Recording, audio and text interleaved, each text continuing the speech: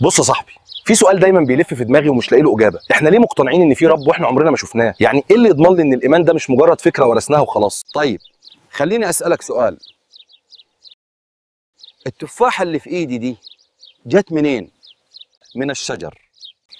والشجر ده جه منين؟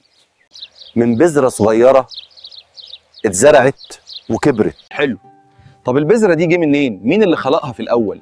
مين اللي عمل القوانين اللي تخلي البذره تكبر وتبقى شجره وتطرح تفاح؟ طبيعي يعني، الطبيعه. ماشي، بس الطبيعه دي مين رتبها كده بالحكمه دي؟ يعني تفتكر حاجه معقده زي دي ممكن تحصل بالصدفه؟ ده حتى الموبايل اللي في جيبك مجرد جهاز معمول من معدن وبلاستيك، محتاج مهندسين ومصانع وبرمجه. يبقى الكون ده كله اتعمل من غير صانع. يعني قصدك ان وجود الخلق نفسه دليل على وجود الخالق.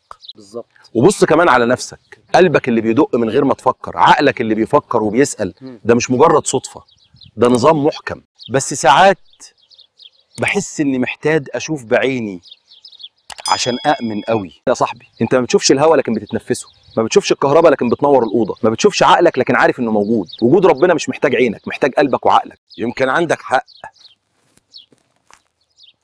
يمكن انا اللي كنت محتاج حد يربط لي الافكار دي ببعض.